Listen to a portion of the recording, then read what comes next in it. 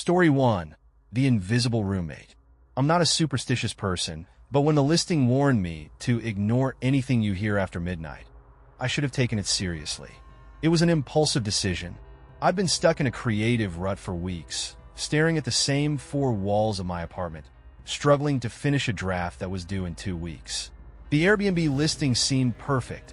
A cozy Victorian house in a quiet, remote town. The pictures were stunning. Arched windows, a wraparound porch, and a charming little writing nook overlooking a field of wildflowers.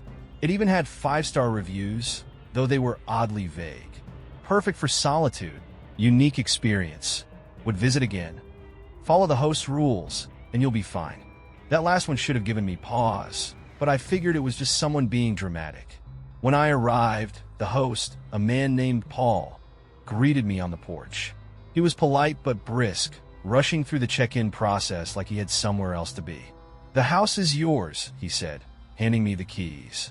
"There's food in the fridge, fresh linens upstairs, and Wi-Fi, though it's spotty. Just remember," his tone shifted, growing serious.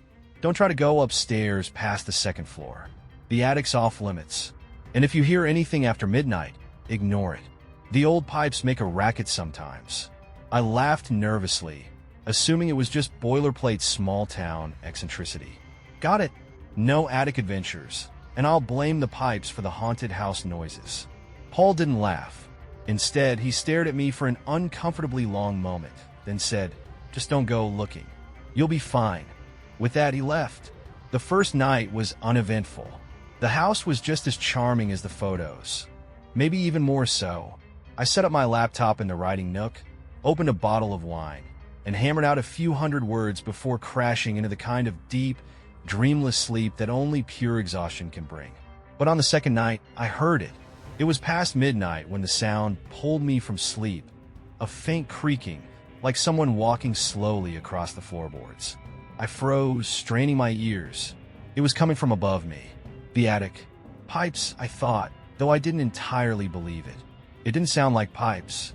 Pipes don't sound like footsteps, and they don't pause between steps. I stayed in bed, wide-eyed and stiff as a board, until the noise stopped about 10 minutes later.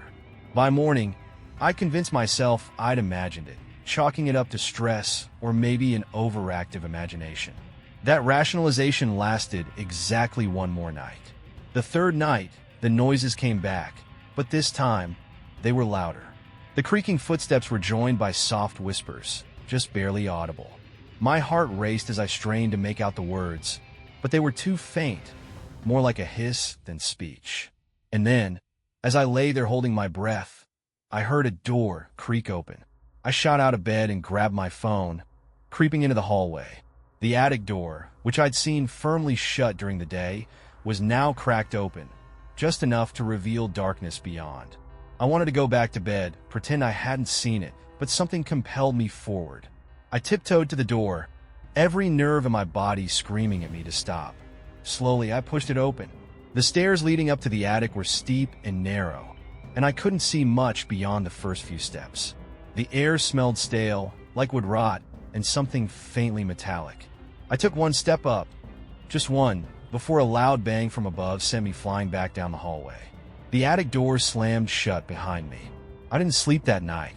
The next morning, I noticed small things around the house that didn't add up. My toothbrush was wet, even though I hadn't used it yet. A half-empty glass of water I'd left on the counter was now full. My laptop, which I'd left on the dining table, was open to a document I hadn't written, a blank page, save for the words, "Stop looking." I called Paul. "I'm sorry," he said immediately, before I could even explain. His voice was calm, but there was an edge to it, like he'd been waiting for this call. "You must have heard the pipes again. It's an old house. Just stay out of the attic." "Pipes don't write messages on laptops," I snapped. There was a long pause. Finally, Paul said, "Don't look into it any further. Please. It's safer that way." And then he hung up. That night, the noises escalated. It wasn't just footsteps or whispers anymore. There was banging like furniture being dragged across the floor and laughter. Faint, breathy laughter that seemed to echo from the walls. I barricaded myself in my bedroom. But even then, I didn't feel alone. At one point, I could have sworn I heard breathing on the other side of the door. When I worked up the courage to peek out, I found the hallway empty. But as I turned back toward the bathroom, something caught my eye. In the foggy surface of the bathroom mirror, there were words scrawled in what looked like condensation. Stop looking. I decided to leave. Whatever was going on here wasn't worth my sanity. But when I tried to open the front door, it wouldn't budge. The lock clicked uselessly under my fingers, as if it had been disabled remotely. Frantic, I called Paul again. This time he didn't answer. That's when I noticed the small door in the ceiling of the hallway, a hatch I hadn't seen before. It led to the attic. I don't know what possessed me to climb up there. Maybe it was desperation, or maybe I just needed answers. Either way, I pulled the hatch open and climbed the ladder. The attic was worse than I'd imagined. It was cluttered with old furniture and boxes, but that wasn't what made my stomach drop. It was the table in the center of the room, covered in objects I immediately recognized. My toothbrush, my hairbrush, my journal, even the scarf I'd packed but hadn't worn. There was also a camera. I picked it up with shaking hands and pressed play on the most recent video. It was footage of me sleeping in my bed. The angle suggested it had been taken from above, like someone had been standing in the corner of the room, watching me. My blood turned to ice as the video continued. At first, it was just me tossing and turning, but then a figure stepped into frame. It was pale with wide, empty eyes and a slack, twisted smile. It wasn't me, but it was standing right next to my bed. I bolted for the door, camera in hand. But before I could reach the ladder, I heard footsteps behind me. Slow, deliberate footsteps. I turned around just in time to see the figure from the video standing at the top of the stairs. And then the attic door slammed shut, plunging me into darkness. Story 2. The Reflection House. The mirror in my Airbnb bathroom didn't show my reflection properly. I thought it was a trick of the glass, until I realized the person in the mirror wasn't me. I booked the house on a whim. It was a charming, old Victorian tucked away in the middle of nowhere. The listing emphasized its historical charm and peaceful seclusion. I was desperate for a break from the chaos of my daily life, so I booked it without thinking twice. When I arrived, the house looked even better in person. Warm wooden floors, high ceilings, and vintage furniture that felt like it had been plucked straight out of a period drama. But the thing that stood out the most was the mirrors. They were everywhere. Big, ornate ones in gilded frames, smaller ones hanging in clusters, even tiny hand mirrors propped up on every surface. At first, I thought it was a quirky design choice. The listing hadn't mentioned anything about them, but they fit the aesthetic of the house. The host wasn't there to greet me, just a handwritten note on the kitchen table. Welcome. Make yourself at home. Please don't remove or cover the mirrors. They're part of the house's character. Let me know if you need anything. Enjoy your stay. That seemed odd. Why would anyone care if I moved a mirror? But I shrugged it off. People are weird about their decor. The first night was uneventful. I made myself dinner, read a little, then settled in to explore the house. The mirrors caught my eye again. There were so many of them. Every room had at least one, and every mirror reflected the dim glow of the antique light fixtures, giving the place an almost dreamlike quality. It wasn't until I went to the bathroom to brush my teeth that I noticed something strange. My reflection was off. At first, I thought it was just bad glass. My movement seemed slightly delayed, like an old webcam with a lagging frame rate. When I tilted my head, the reflection copied me, but a fraction of a second too late. It was subtle, almost imperceptible. I told myself it was my imagination and went to bed. The next morning, I noticed it again. While brushing my hair in the mirror above the dresser, my reflection smiled before I did. I froze, staring at myself. The smile faded, but it didn't feel like mine.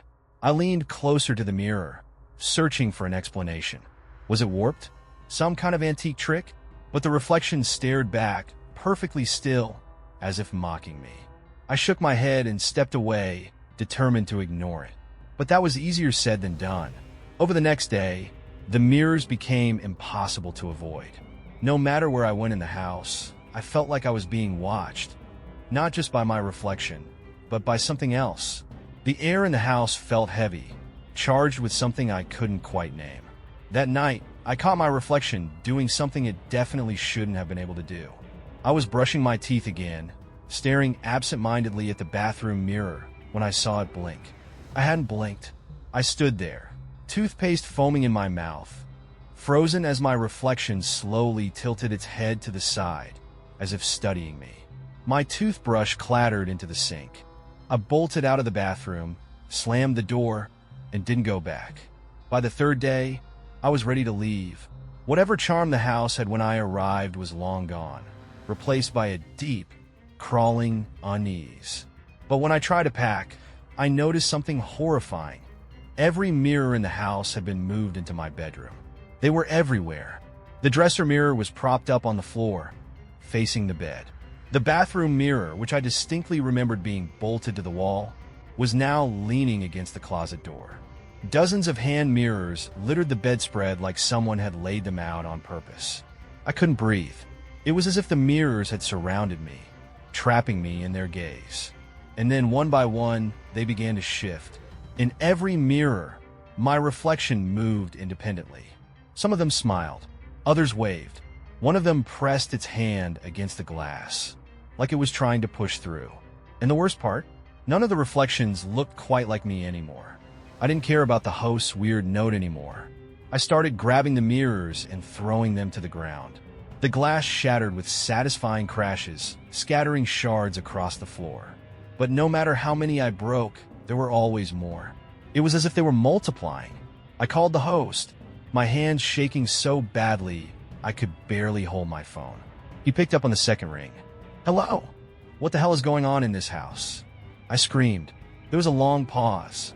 "You shouldn't have broken the mirrors," he said finally. His voice was calm, detached, like he'd said this 100 times before. "What does that mean?" "You're not the first guest to stay there," he said. "And you won't be the last. Just leave, if you can." "What the hell are you talking about?" But he hung up. I didn't sleep that night. The mirrors, what was left of them, were still moving, their jagged shards reflecting distorted, monstrous versions of myself. In the morning, I thought I'd finally escaped. The house seemed normal again, and the mirrors were gone. Relieved, I threw my bag in the car and sped off without looking back. But when I stopped at a gas station 2 hours later, I caught sight of my reflection in the rearview mirror. It smiled at me. I wasn't smiling. I tried to shatter the rearview mirror, but the cracks only made the reflection worse. In every fragment, I saw something else staring back. Dozens of faces, all smiling, all waiting. When I turned around to get out of the car, the gas station attendant froze mid-step. His face went pale as he looked at me, then whispered, "Where's the rest of you?" I glanced at my reflection again. This time, all of them waved goodbye. Story 3. The House That Watches. The Airbnb listing said it was a smart home. But when I realized the house was watching me, really watching me, it was already too late. I needed a break. A long one. My boss called it burnout, but I called it being one passive-aggressive email away from flipping my desk over and walking out. So, I booked the most peaceful Airbnb I could find, a sleek, ultra-modern home nestled in the middle of nowhere. The listing called it a smart home experience and promised total privacy, state-of-the-art amenities, and a personalized stay. I figured that meant automatic lights, voice-activated curtains, maybe some fancy kitchen gadgets. It sounded like exactly what I needed to recharge. The host, a guy named Greg, greeted me at the door when I arrived. He looked normal enough, middle-aged, dressed casually, with a friendly, practiced smile. But there was something a little off about the way he kept glancing at the cameras mounted around the house. "There are a lot of cameras," I joked, trying to lighten the mood. "Security," he said quickly, too quickly. "It's for your safety. The house is fully automated, so it monitors everything. Don't worry, you'll barely notice them." I nodded, though I couldn't shake the feeling that I'd just agreed to something I didn't fully understand. At first, the house was incredible. The lights turned on automatically when I entered a room. The temperature adjusted itself to my preferences, and the blinds opened in the morning without me lifting a finger. Even the fridge restocked itself. Somehow, it already knew exactly what I liked to eat. But by the second night, things started getting weird. It was past midnight when I heard it, a faint mechanical clicking like gears shifting somewhere behind the walls. I sat up in bed, straining to hear, but the noise stopped as suddenly as it started. I brushed it off as part of the system, maybe the air conditioning kicking in. Then came the whispers. At first, I thought I was imagining it, a soft murmur that seemed to float through the air. But when I walked into the kitchen, I could have sworn it said my name. "Hello," I called out, half laughing to convince myself I wasn't being ridiculous. No response, just silence, thick and oppressive, settling around me like a heavy blanket. The next day, I started noticing other strange things. The house felt alive. Lights flickered as I walked by, almost like they were watching me. Doors seemed to open on their own, just before I reached for the handle. And sometimes I'd catch a faint, static-like sound coming from the speakers embedded in the walls, like someone was listening but hadn't muted their mic. By the third night, the house stopped pretending. I was in the living room, scrolling through my phone, when the temperature suddenly dropped. I pulled a blanket over my shoulders, but the chill only grew worse. Then, the lights dimmed, leaving me in near darkness. "Greg," I called out, though I already knew he wasn't here.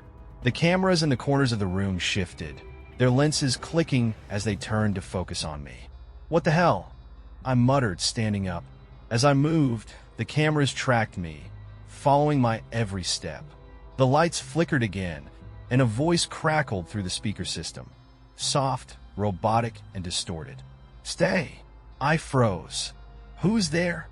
I shouted, panic rising in my chest. The voice didn't respond, but the lights blinked once, as if acknowledging me. I grabbed my phone to call Greg, but my screen went black. When I tried the front door, it wouldn't budge. The lock made a soft beep, refusing to open. The house was keeping me in.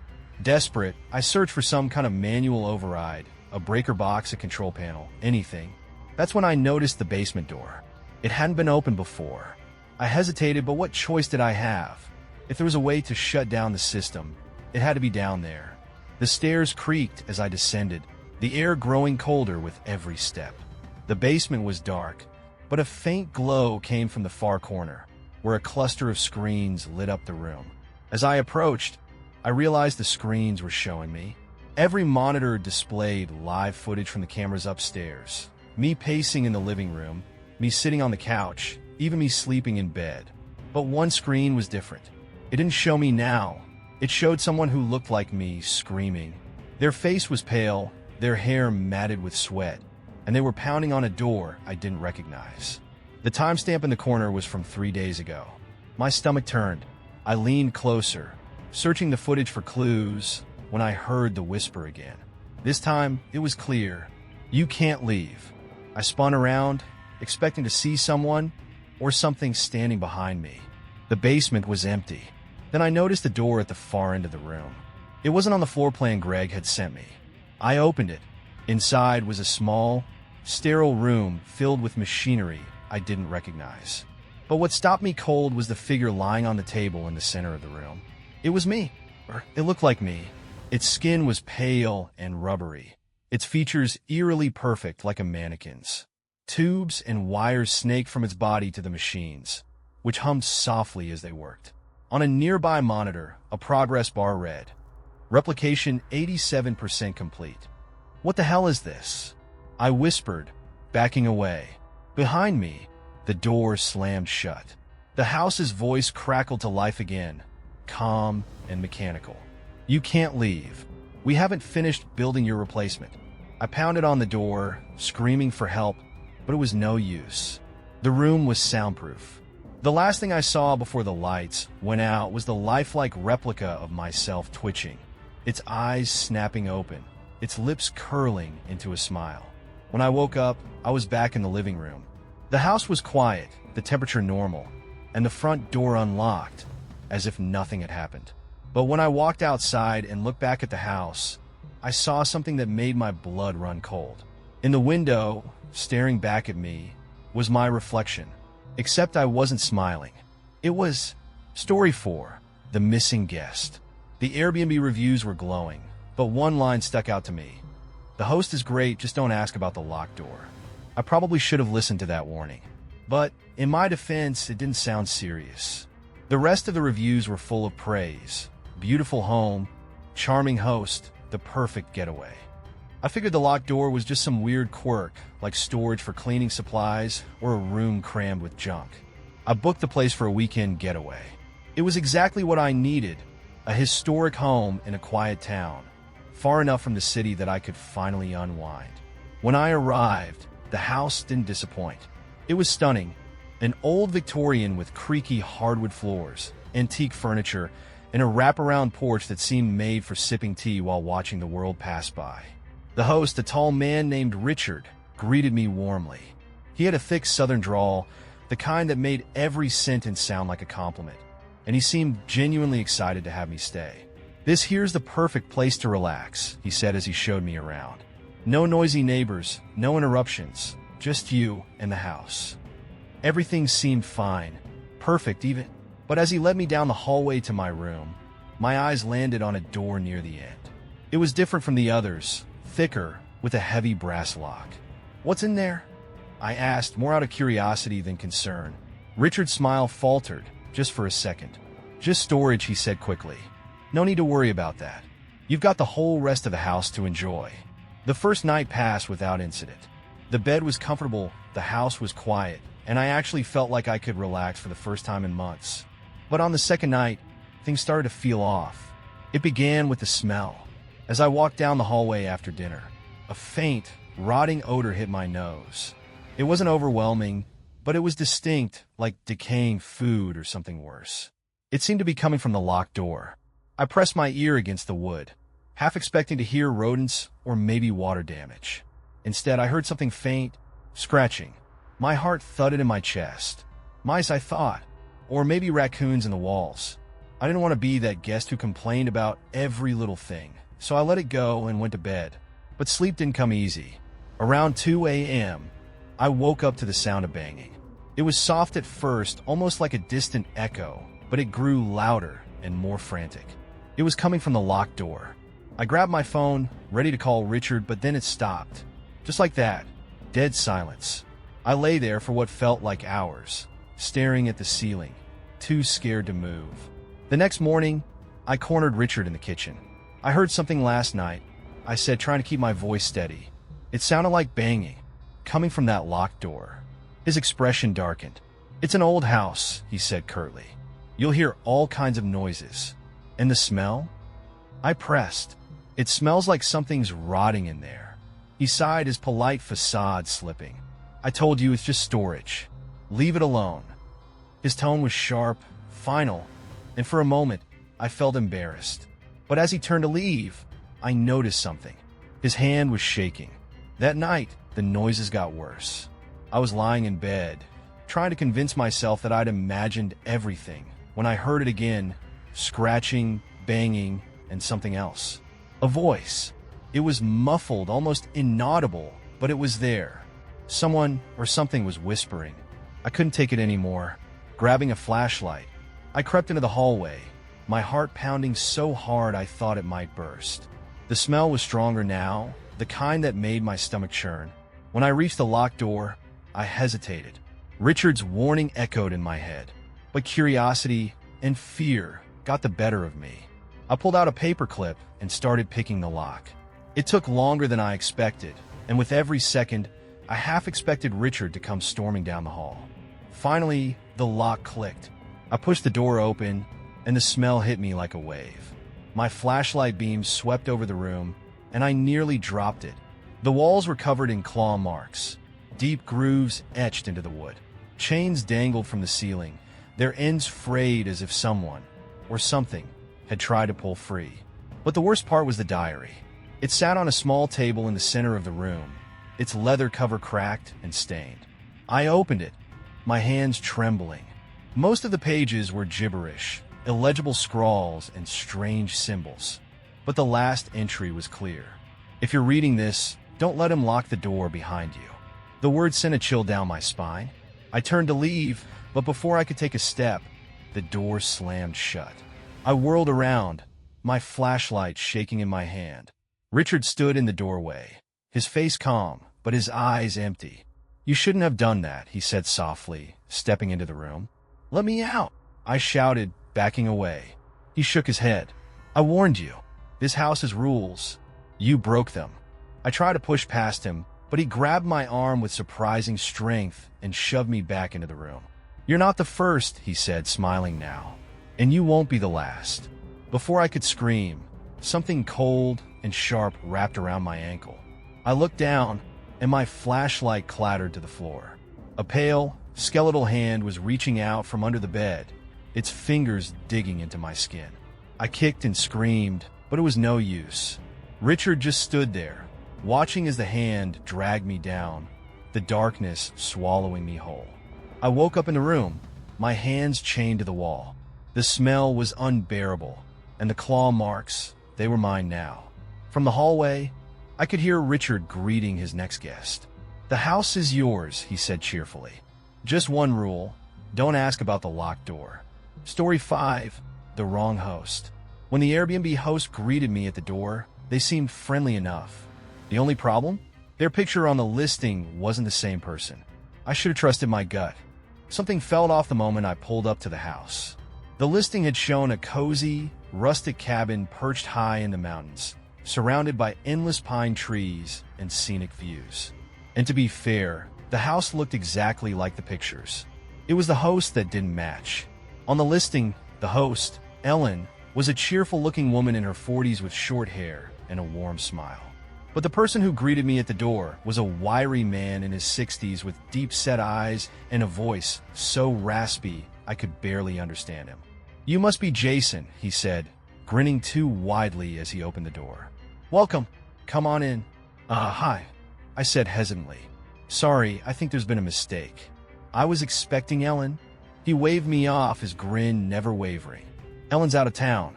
I'm her brother Charles. She asked me to manage the place while she's gone. That didn't sit right with me, but I didn't want to be rude. The drive had been long, and the thought of arguing with some old man in the middle of nowhere didn't exactly thrill me. So I nodded and followed him inside. The cabin was strange. At first glance, it seemed cozy, with its wooden beams and a roaring fireplace. But the longer I looked, the more unsettling details I noticed. Symbols were painted on the walls in dark, swirling patterns that looked hand-drawn. Jars filled with what looked like teeth and small bones lined the shelves. And there were pictures, hundreds of them, framed and hung on every available surface. The photos were the worst part. They were all of people, presumably previous guests, but they weren't smiling or happy like you'd expect. They all looked terrified, their eyes wide and pleading, their faces pale. I turned to Charles, trying to keep my voice casual. Interesting decor. Did Ellen, put all this together? Oh no, he said, his grin stretching wider. This is all my work. You like it? I nodded quickly, even though my stomach was doing flips. Yeah, it's unique.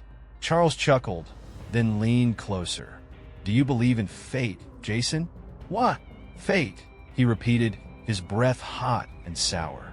You ever feel like something's watching you, guiding you? I took a step back, laughing nervously. Not really. I mean, I guess sometimes. His grin faltered for the first time, and his eyes narrowed. You will. That night, I decided to lock my bedroom door. Something about Charles didn't sit right with me, and the whole vibe of the house was just wrong. But as I lay in bed, I couldn't sleep. Every creak of the floorboards, every rustle of the wind outside set me on edge. Around midnight, I heard something new, chanting. At first, I thought it was the wind carrying voices from somewhere far away.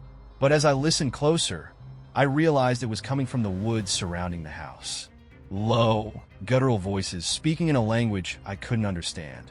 I grabbed my phone and texted Ellen, hoping she could explain what was going on, but the message didn't go through. No signal. I peeked out the window and froze. In the distance, just beyond the tree lean, I could see flickering lights. Torches. Figures moved between the trees, their chanting growing louder. What the hell? I whispered, my breath fogging up the glass. Suddenly, there was a knock at my door. Jason, Charles called, his voice sing-song. Come on out. I prepared a special meal for you. Every instinct screamed at me to stay put, but I knew he wouldn't leave me alone. Hesitantly, I opened the door. Charles stood in the hallway, holding a tray covered with a silver lid. "You didn't have to do that," I said, my voice shaking. "Oh, but I did," he replied, his grin back in full force. "It's tradition. Tradition?"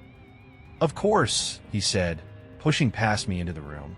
"All our guests get a special meal on their second night. It's part of the experience." He set the tray down on the nightstand and whipped the lid off with a flourish. The smell hit me first, rich and metallic like iron. On the tray was a bowl of stew, dark and lumpy, with chunks of unidentifiable meat floating in the thick broth. "Go on," he said, his eyes gleaming. "Try it." I shook my head, backing away. "I'm not hungry, actually." "Thanks, though." Charles's grin vanished. "I insist." "No, really, I'm—" Before I could finish, the chanting outside grew louder, and Charles's head snapped toward the window. "Ah," he said softly. "They're ready." "What are you talking about?" I asked, my voice barely above a whisper. He turned back to me, his grin returning, but this time it wasn't friendly. It was predatory. "You need to eat," he said. "It's part of the process." I bolted for the door, but he was faster. He grabbed me by the arm and threw me to the ground, his wiry strength far greater than I expected. "Help!" I screamed, but I knew no one would hear me. "Don't fight it," Charles hissed, pinning me down. "This is your purpose." I kicked him in the stomach, and he stumbled back, giving me just enough time to grab my keys and phone off the nightstand. I sprinted out the door and into the night, not bothering to look back. The road leading away from the house was empty, but when I reached my car, my stomach sank. The tires were slashed, the doors scratched with those same swirling symbols I'd seen on the walls. "Jason," Charles called from the porch, his voice calm and steady. "You can't leave. It's already begun." I turned to run down the road, hoping to find help, but the chanting was all around me now, echoing through the trees. My legs felt heavy, my vision blurred. I realized, too late, that he must have slipped something into the stew. When I woke up, I was back in the house, strapped to a table in a dark, windowless room. Charles stood over me, holding a knife. "You're going to be perfect," he said, his grin wider than ever. I tried to scream, but my mouth wouldn't move. My body was paralyzed. As he began to chant, I saw movement out of the corner of my eye. A mirror on the wall reflected my face, but it wasn't mine anymore. The thing in the mirror grinned back at me, its eyes glowing faintly in the darkness.